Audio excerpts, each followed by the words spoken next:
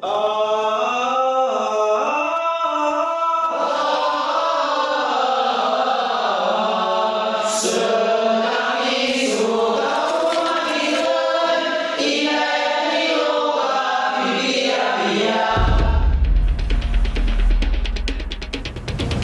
mga armadong tunggalian at karakasan ay masasabing nakaakibat sa buhay ng mga Pilipinong Muslim na residente ng Maguindanao.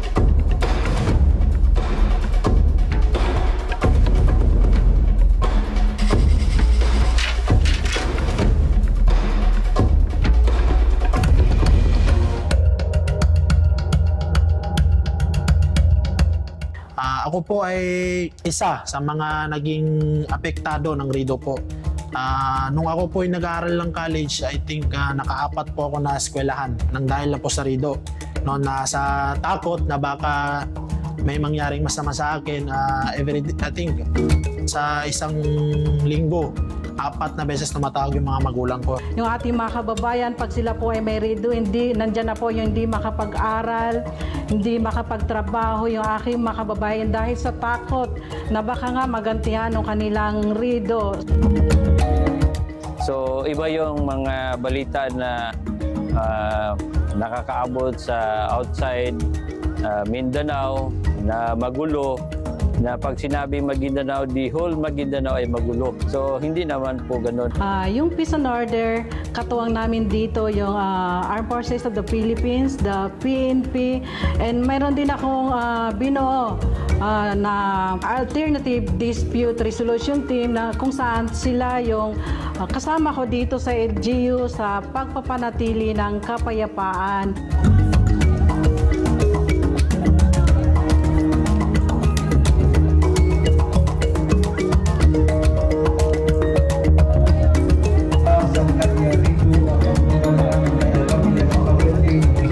Hangad ng mga opisyalis mula ilan ng tao ng Maguindanao ang kanilang atikain na marisolba ang mga Rido para na rin sa pagpapanatili ng katahimikan at kaayusan bukod pa sa tuloy-tuloy na mga proyekto sa kanilang bayan.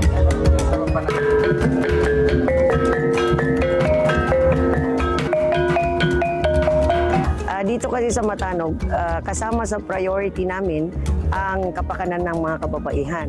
Gusto natin na yung ating mga kababaihan ay makapacitate natin sila, no, para maging partner ng local government sa development. Yung Women of War, mga membro nito ay mga widows, orphans of war. Alam natin, no, na ang mga kababaihan ay mas marami kaysa kalalakihan. So kailangan talagang ma-involve natin sila dahil sila rin ay napakalaking impluwensya para sa katahimikan ng ating lugar. Pangalawa is on education. So we have this education for all. Ang layo nito ay ang mga kababayan natin dito sa Iranon municipalities na gustong makapagtapos mag-aral ay matulungan po natin makapag-aral.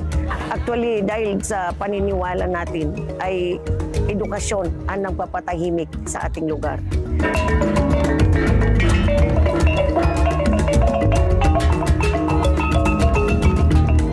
Ang Sultan Masura ay isa ito sa mga bagong membro ito ng Iranon Corridors.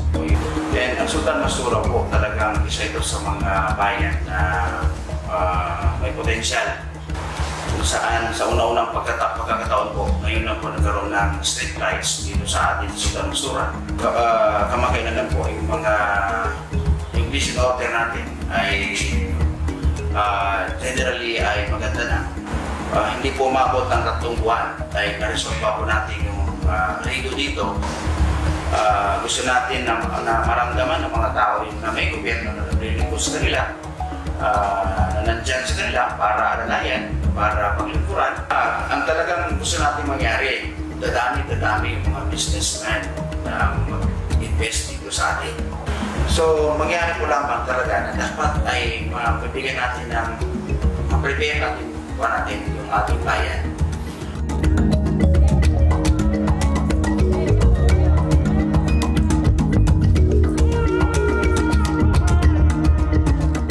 As one of the youngest na local chief executives dito po sa atin sa Maguindanao at ngayon ay Maguindanao del Norte na po. Masasabi ko po talaga na kailangan nag-i-invest tayo sa ating kabataan, hinuhubog natin yung kanilang potensyal, no? Dito naman sa amin sa munisipyo ng Barira, meron kami mga programa sa youth tulad na lang nung annually, nagkakandak kami ng Barira Youth Leadership Camp.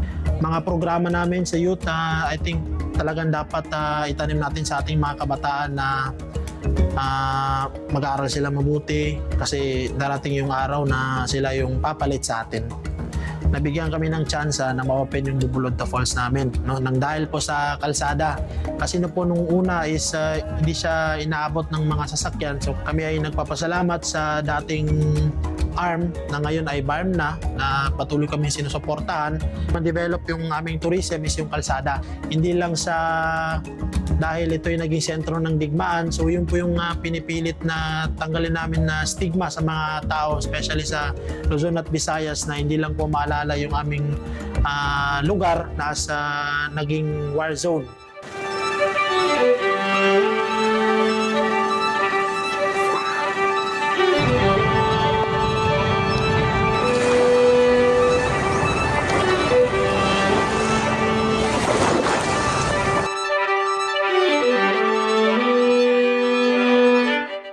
Yung pong munisipyo na Parang is a consistent awardee of Seed of Local Governance. Hindi lang po yun, pati yung pong patimpalak ng DTI na kung saan tayo po ay nanalo na the most improved among the first and second class municipalities nationwide po ang patimpalak na yan.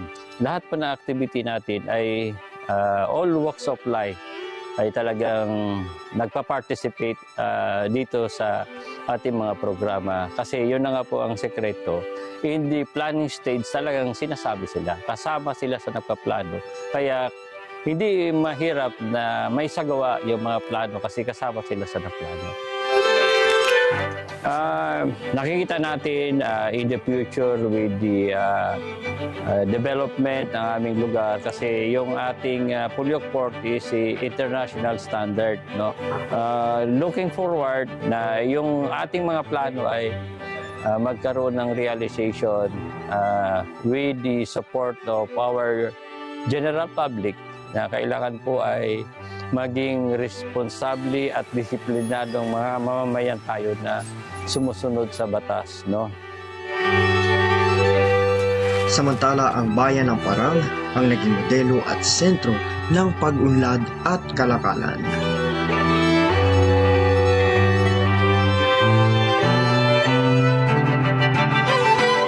Isa po sa ipinagmamalaki namin itong aming samahan ng mga mayor sa Iranon Corridor. May 5 munisipyo na kung saan tinudlokan namin ang aming hidwaan sa politiko dahil naisip namin na isang mabisang paraan para mas mapabilis natin yung transformation ng war zone to eco zone, no? Na nagsama-sama sa lahat ng aspeto that we share our resources para mapaganda ang ating hindi lang para sa Parang kung hindi sa mga iba pang kasapi ng Iranon Corridor ay nag-sharing kami ng aming mga resources, mga personnel para mapabilis ang aming serbisyo. Magsumikap na kami para ipakita sa buong mundo na ang aming lugar ay hindi na po katulad ng dati. At dahan-dahan na open yung aming mga tourist spots. No? Bigyan nyo kami ng chance na magtiwala kayo sa peace and order namin. In fact, we have a united Iranon or one Iranon na nagsama-sama sa lahat ng aspeto.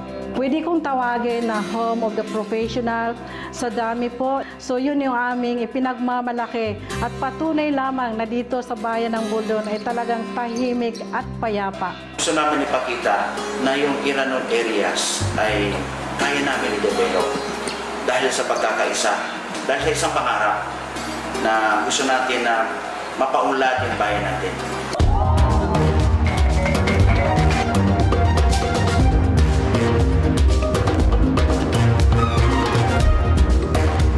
We are one Iranon.